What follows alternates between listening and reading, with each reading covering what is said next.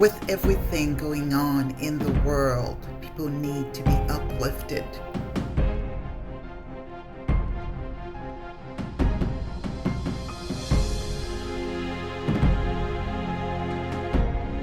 They need something that promotes character, creativity, confidence, and joy. The GRN show is not just an average talk show.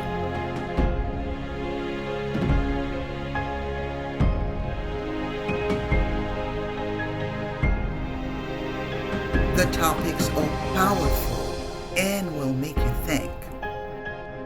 Join me on this journey to be informed, to relate, to connect, and to evolve.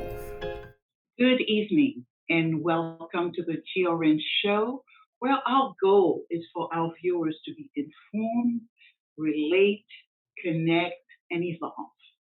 Last month, the Biden administration and Secretary of Homeland Security Mayorkas decided to designate Haiti for TPS due to the current conditions in Haiti at this present time. But according to a 2019 study, the U.S. Department of Homeland Security data showed that over 320,000 immigrants are currently on TPS. 60% are from El Salvador, 18% from Honduras, 15% from Haiti, and the remaining 7%, they are from other countries. And you've heard over the last couple of weeks, there has been many developments as it pertains to TPS, but it's an issue that continues to divide our nation. So I wanted to bring someone who's been really in the trenches in Washington, D.C., championing the cause of immigrant, and it is such a pleasure for me to bring to you our U.S. Congresswoman Debbie Wasserman Schultz. She's going to talk to us about what the new designation of TPS is all about, and also some thoughts as to where do we move in the future. You know, with TPS, obviously the most important thing is a path to citizenship. So we will be addressing those issues with Congresswoman Debbie Wasserman Schultz. Hello, Congresswoman Debbie Wasserman Schultz. How are you? What a pleasure it is for us to have you with us. Well, Gatel, thank you so much. What an honor to be able to join you and your listeners and viewers today. Terrific. My next guests are Gerline Joseph and Rose Tillus. Gerline is an activist, a servant leader, mother, and she is the president of the Haitian Bridge Alliance.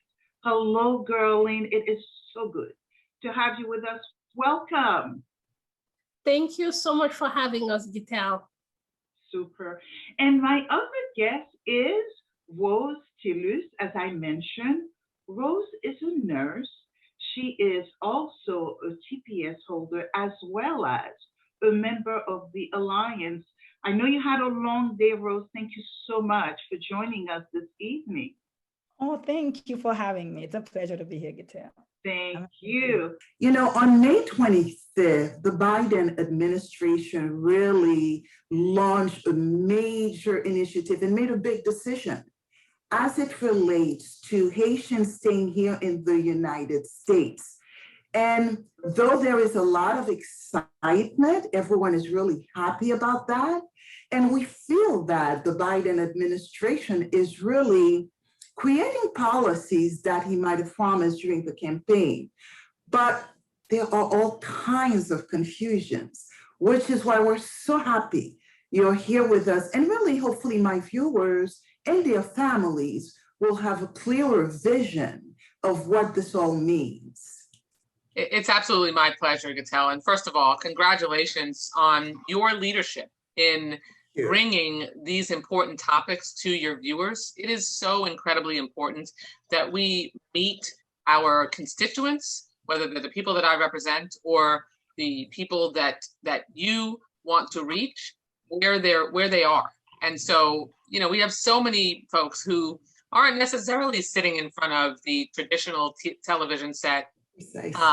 And there are so many different places that people are able to get their information from, critical information that is important for them in terms of making sure that they have the best quality of life possible. So for you to have this show on this platform is really so critically important. And I'm not surprised at all, knowing you, that you've taken this initiative. Thank you. And I have to tell you, it's a passion of mine really to bring out the information to the community. So I thank everyone like yourself for your continuous support. So let me, but I wanted to, do you want me to answer the question? Go ahead, please. Sure. So first of all, let me just let people know why I'm in an orange t-shirt, because I normally would not dress in a t-shirt for an interview like this, but this is National Gun Violence Prevention Day. And this weekend is National Wear Orange Weekend, to focus the nation on the importance of preventing gun violence. And as everyone watching knows, we are a community that has been racked by gun violence, whether it's the Marjorie Stoneman Douglas mass shooting, or unfortunately the everyday gun violence that we see across South Florida, and the spate of gun violence we've seen recently in Miami. It is a scourge, and we have to make sure that we're drawing attention to it. So no disrespect, I just wanted to make sure that people understood that I'm trying to make sure that we can keep preventing gun violence at the top of people's mind. Thank you so much. And in fact, I'm just going to briefly touch on that. Please. Senator Daphne Campbell lost some this week to gun violence. So I know. Peace. What an incredible tragedy. This is an issue we all have to get behind. So no question about it. But on to the topic of today. There is, first of all, what the Biden administration did is so important and groundbreaking, because the answer to your question is, this is not the same as an extension of the original TPS designation from 2010, when then Homeland Security Secretary Janet Napolitano issued TPS for Haitians based on the 2010 earthquake that killed over 300,000 people, where there was an ongoing cholera epidemic, there were additional damages from Hurricane Matthew in 2016. This is a separate TPS, a new 18-month TPS designation for Haiti based on extraordinary and temporary conditions, not the 2010 earthquake.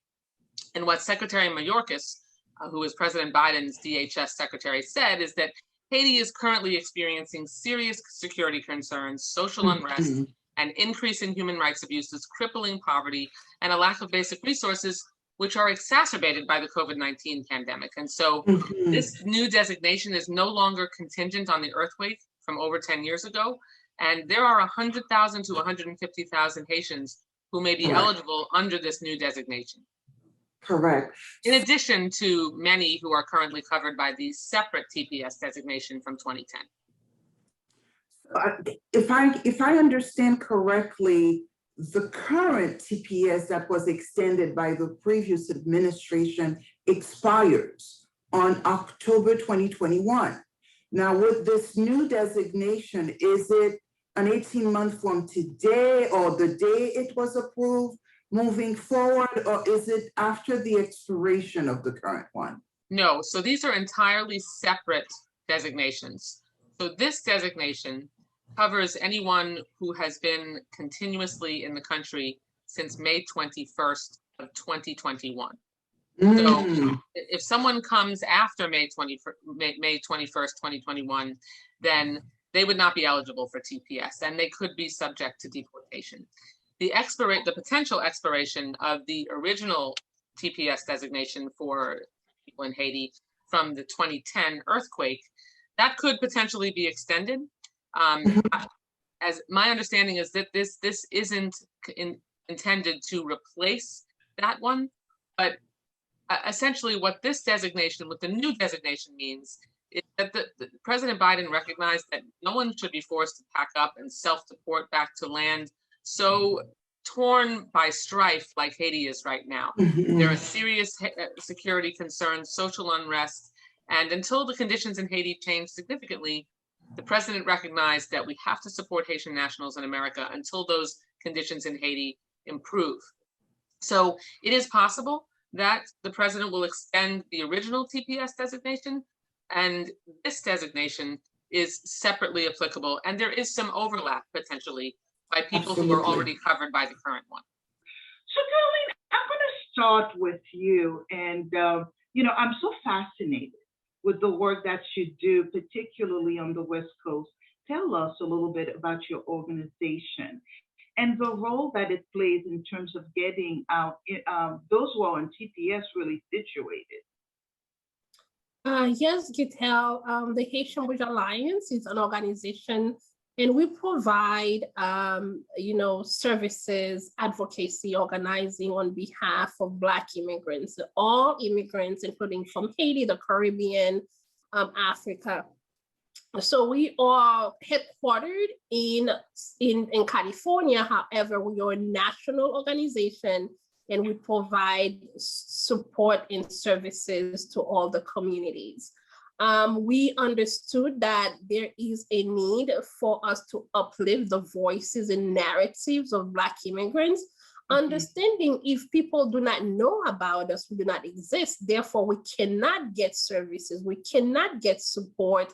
That's why it is critical that we at the Haitian Bridge Alliance make sure that the voices of Black immigrants, make sure people understand that immigration is a Black issue, is a racial issue, is a social issue. And as a Black Haitian American woman, it is my duty to make sure that we uplift those voices and create a public awareness and build power for the Haitian American community, for the Black community, to move the changes that we need. Awesome, awesome. And Rose, I've heard a little bit about you going to Congress and speaking on behalf of many TPS holders.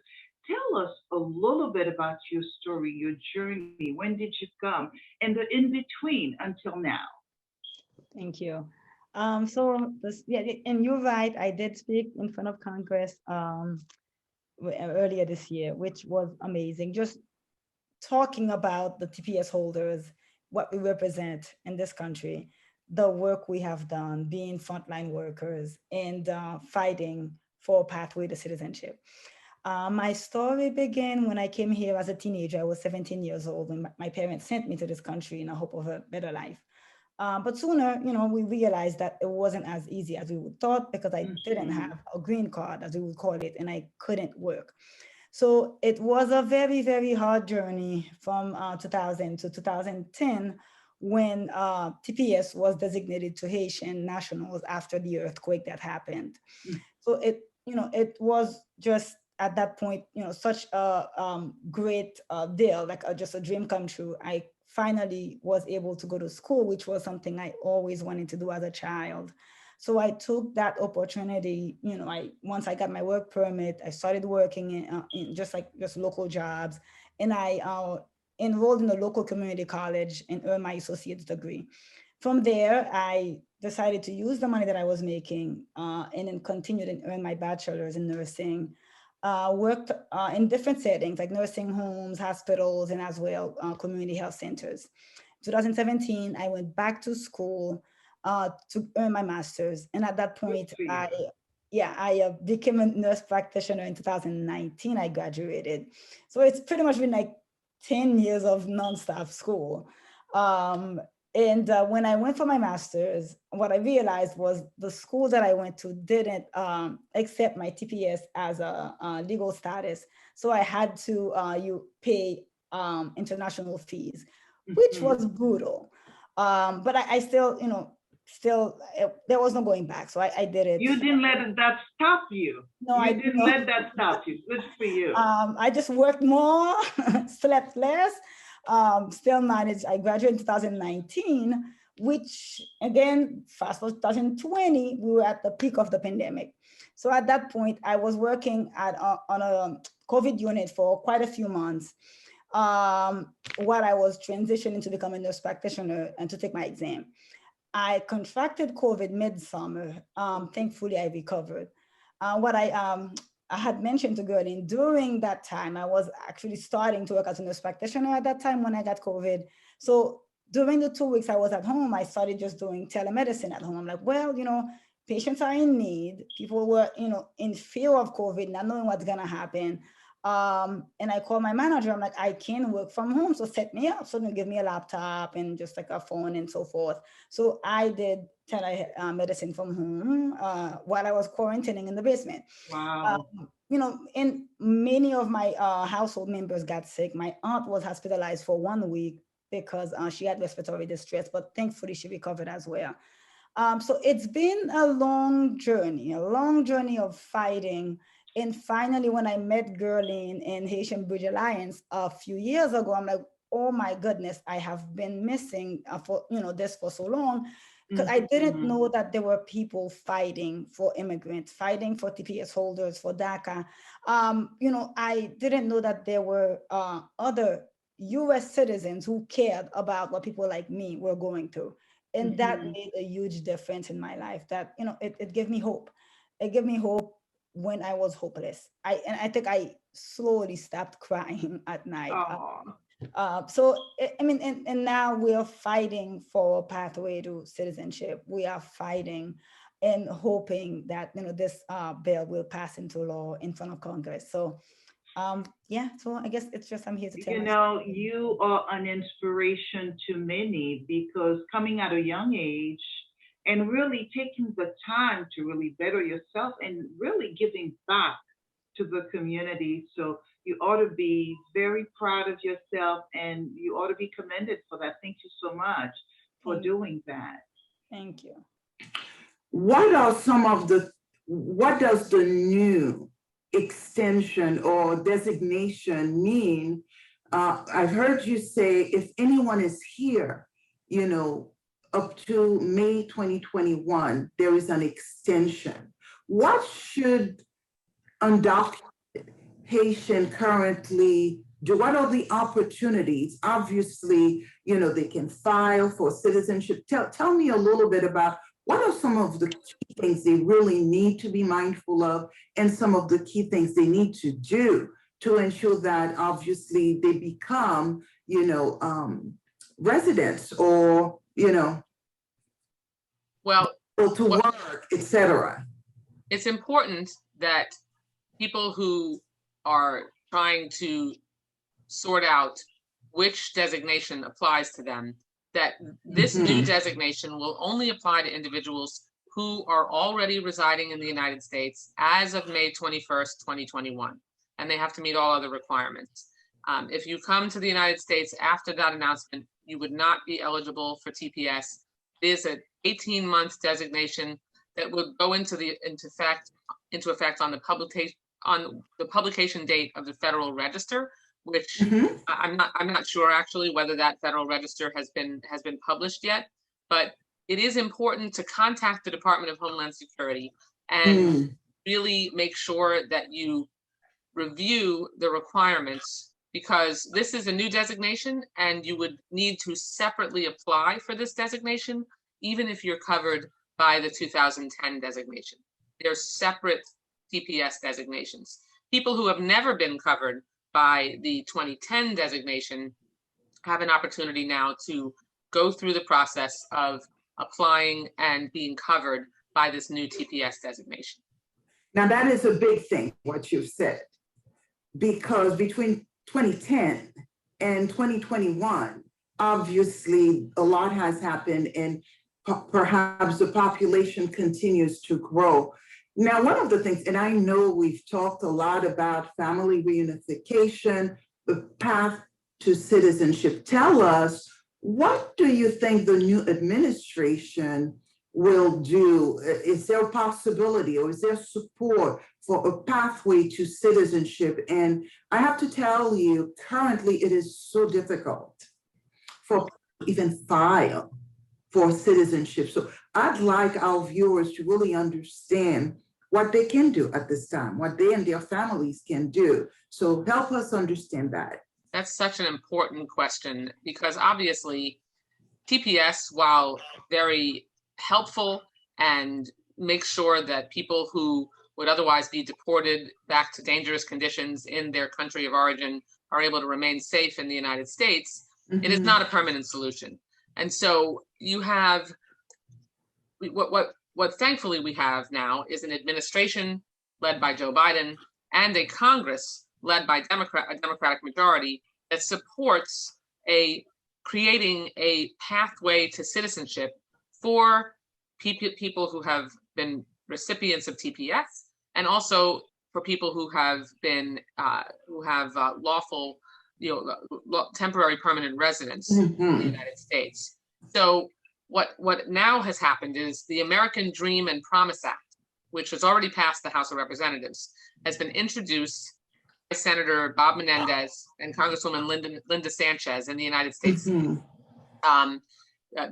That legislation, called the U.S. Citizenship Act of 2021, would create the largest legalization program in the United States in our history. And that would allow nationals of certain countries designated for TPS, like Haiti and Venezuela, for example, who have been continuously physically present in the United States since January 1st of 2017, or who were eligible for TPS on January 1st, 2017, to be eligible for permanent resident status.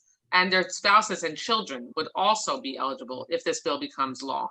So, I mean, I'm so proud that the Biden administration came to this important conclusion. Yes. Our previous president, didn't want to make tough calls like this. That reluctance was too often fueled by a desire to appeal to the xenophobic, nativist, and frankly racist Republican base. And we have a president who doesn't see the world that way and realizes that Haiti is under difficult and challenging circumstances that have really become intractable.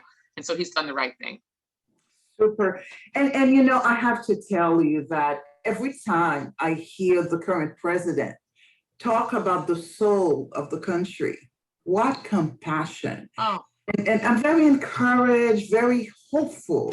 And we just got to continue to work to put the right people there so he has the necessary support needed to pass important legislations like that. Absolutely. Also, I want to just also add, though, sure. I'm very proud of the activists and everyone in the Haitian and immigration rights community, because really their hard work is what made this possible. Sharing stories of hardship, making those calls and pleas for help, talking to their elected officials, putting pressure on members of Congress who were not already supportive. It's just been such a team effort that culminated in the election of a president who understands that we need to make sure that the rich tapestry that is America needs to be enriched further by people who need our help. Super. Well, I know it's a busy day for you. I want to thank you so much for being with us, and keep up the good work. Whatever you need, you have a community behind you. So don't hesitate if there are issues you feel we should continue to promote in the community and educate the community. Please do let us know, Congresswoman. My pleasure, Gatel. Thank you so much, and thanks to everyone. Wonderful. To our viewers, we'll be right back. Mes amis, proche vin koute. Haitian Bridge Alliance, pon Paola, pote yon message important et pas oublier partager. Pendant n'a célébrer gros victoire TPS qui pral soulager plus que 150 000 frais accès haïtiens, li important pour nous rester vigilant contre raqueté qui profiter de occasion ça pour prendre l'argent nous dans mauvais conditions. Mais ça qui important pour connaître. Nan jour qui était 22 mai, gouvernement président Biden a annoncé réouverti protection temporaire pour tout haïtien qui déjà aux États-Unis avant date ça. Ça veut dire ou même qui sous frontière, ou même qui en Haïti ou bien n'importe l'autre pays ou pas qualifié pour TPS. Et depuis les nouvelles ça fin annoncé, gouvernement pour qu'on baille aucun détail sur qui date et qui gens y a commencé recevoir application TPS. Ni tout y a pas dit combien cob frais a coûté. Alors, pour le moment, n'a demandé tant pris, on ti patience. Haitian Bridge Alliance bay tête li devoir pour porter bon jan nouvelle crédit pour aussitôt yo annoncé sans perdre du temps. En attendant, songez pour dire non à toute raquette qui vient demander l'argent pour application TPS. N'a continuer goumer pour ou même rester vigilant. Girline, it's like things change on a day-to-day basis.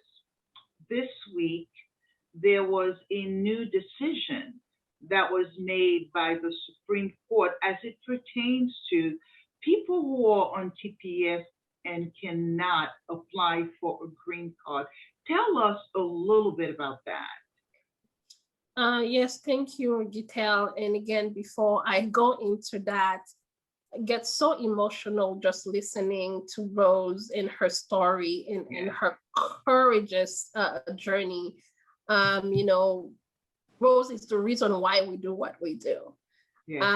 Rose also testified in front of Congress, in front of the Senate last month. I want to highlight that because of what that means for the Haitian community, that when the Senate, Senator Padilla, needed somebody to voice, needed somebody to speak and represent 11 million undocumented people in the country, Rose was the face, Rose was the voice. Her story was the story that everyone heard. And her story was the reason people are still pushing, to get bills passed in Congress that will provide permanent residency and a pathway to citizenship for 11 million people. And I want the Haitian American community to understand, when we speak about immigration and when we should not look at a TPS holder, undocumented, community member, as less than.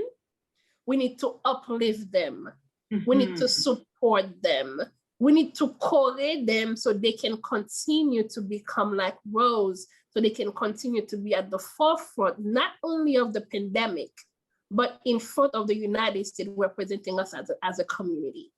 With that being said, I also want to highlight that on May 22nd, President Biden made the announcement of the new designation of TPS. And we pushed for a new designation, in a redesignation of TPS for Haiti, even when people within the community did not understand what we were talking about. They wanted extension of TPS. And we said, no, we wanted redesignation of TPS, because what redesignation did is that not only the 50,000 people who already had TPS, but also 100,000 more Haitians who have been living in the country for 20, 30, 40, 50 years without documentation now are covered. So we jumped from 50,000 TPS holders to 154,000 new, 154,000 total, 100,000 new people will be covered. And that is why, sometimes people may not understand what you are saying. People might not know where you're coming from, but because of our work within the community, we understood clearly that a new designation was needed so that more people were able to be protected. In addition to that, as you mentioned, with the Supreme Court justice decision yesterday, which is we are very disappointed on that decision. And that will impact a lot of our community members. Not all TPS holders, I want to make it clear, and we don't want people to panic. Not all TPS holders will be impacted. And if you have already adjusted your status, you will not be impacted. But people who entered without inspection will be impacted by that decision. However, we at the Haitian Bridge Alliance, along with our allies in other organizations, will be pushing against that decision. And we will make sure that people get protection. And we are calling on Congress to pass H.R. 6, which is the Dream and Promise Act, that will provide a green card and a pathway to citizenship for over 11 million people. That is terrific. And knowing you, Darlene, you're gonna do it. I know you're gonna do it. As you're speaking about that, something comes to mind, and I imagine 20 years going through this, Rose, has there been a time when you wanted to self-deport yourself? Or tell me, what did you do to overcome the fear of being deported? Thank you. So deportation is always in the back of my mind, Oh. as I'm sure it is in the back of many TPS holders. It started with 18 months, then another renewal for 18 months, and then it was 12 months. And then at some point it was 6 months. So there's always that fear of not knowing what the future holds. Will TPS be renewed? Will it not be renewed? Will I be deported? And what am I gonna do if I am deported? Uh, Mhm. I have been living in this country for 20 years now. I came when I was 17. So I have lived in the US for more years than I've lived in Haiti. When I think of just being deported or going back home, I'm like, what is home at this point? Home is Mhm. the US, and then more specifically Rhode Island. Home is where I've lived for the past 2 decades, where I've gone to school, where I've, just built a community, friends, family, where I have gotten my education, where I work, and I provide care for like just thousands of patients in Rhode Island. So I can't imagine being asked to return home or just be deported. Um, Mhm. I wouldn't know where to begin. So the hope is that we will get a pathway to citizenship, and especially with just the uncertainty and insecurity going on in Haiti right now, it wouldn't be a safe option to go back to live there just Yes, after especially now. it, Especially now. yeah. So it's and when I hear the news, it's heartbreaking. I have family members who are still living there, just fearful for their lives on a daily basis, living in chronic fear and chronic stress. It's not an ideal option.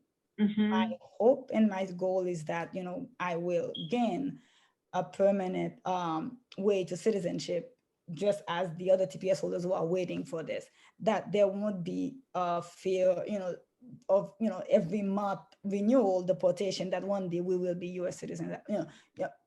I mean, I'm green card holders and then US citizens as well. So Right, right, right.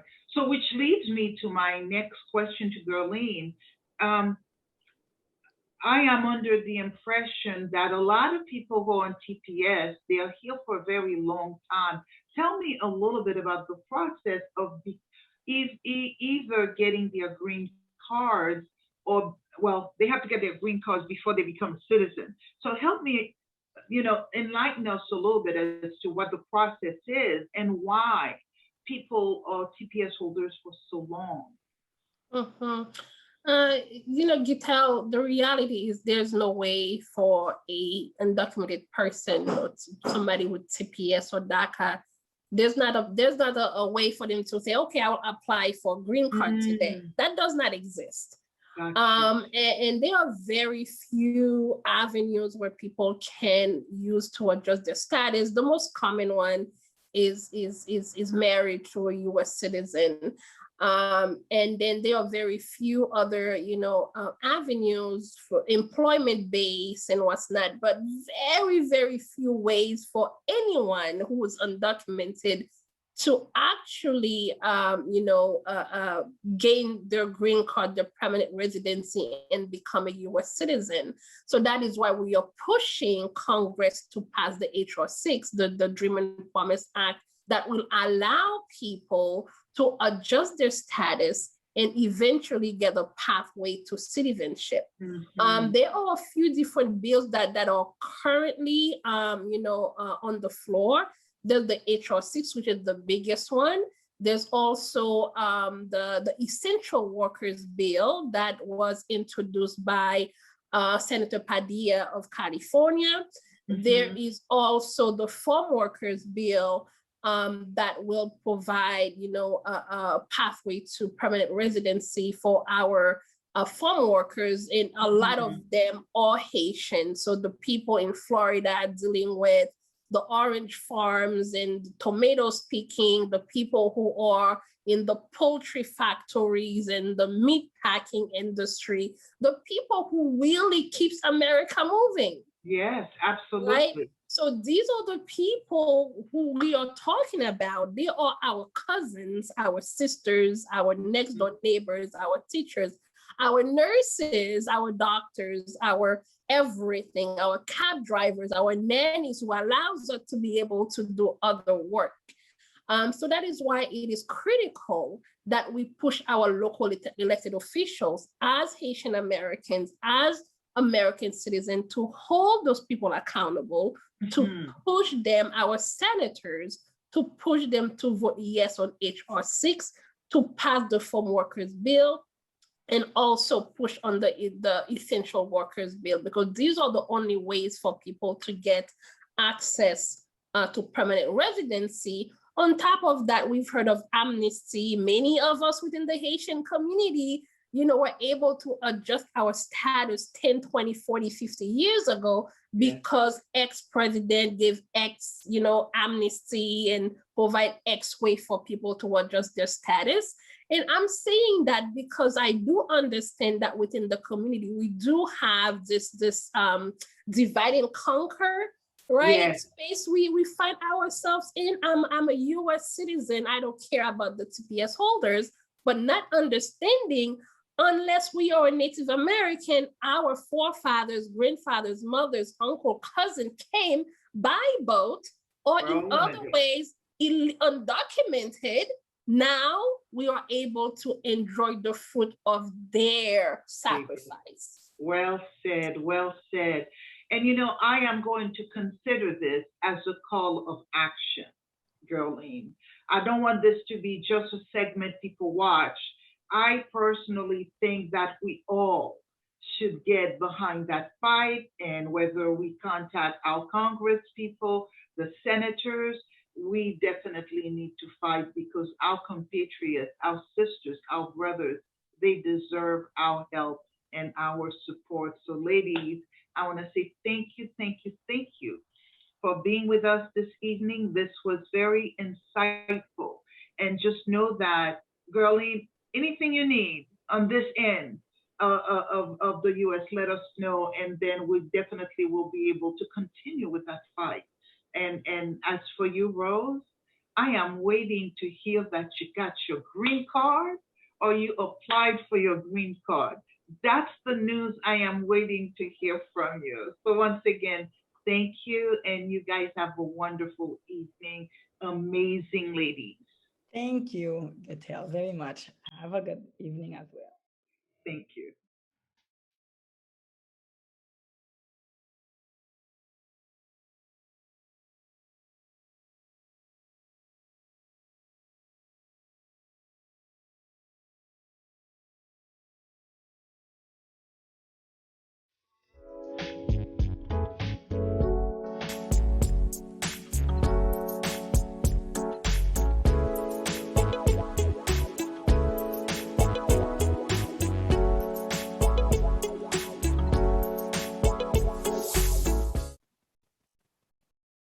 When individuals risk their lives to come abroad, more often it is because the situation back home is really intolerable.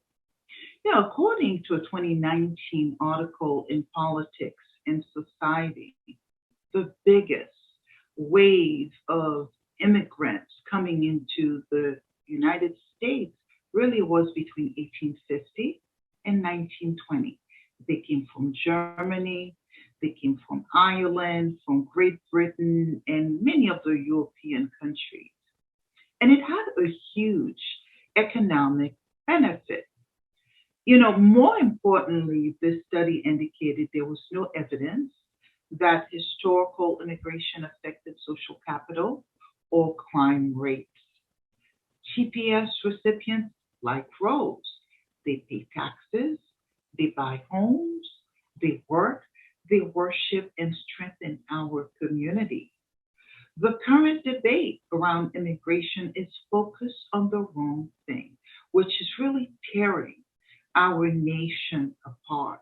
But think of it. Think about the various TPS recipients like Rose working as essential workers, working in the hospitality industry, and even in the farms, many of those individuals are really either on TPS or undocumented. So we have to look at the long-term effects and the benefits that we have seen historically with immigration. So when we talk about ensuring that there is a path to citizenship, imagine if all of these individuals, they go to school, they go to work, they socially, they are really moving up and economically really spending. I think it will be a win-win, not only to the TPS holders, but also to us, the community at large, and the United States. So I'd like to challenge each and every one of you, if you could contact your congressperson and really tell them about the HR 6 bill and to pass it.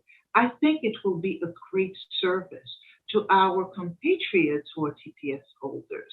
So let's make this a call of action, regardless where they're from, but overall it will benefit our community. So with that, I really want to thank you for joining us this evening on the GRN show.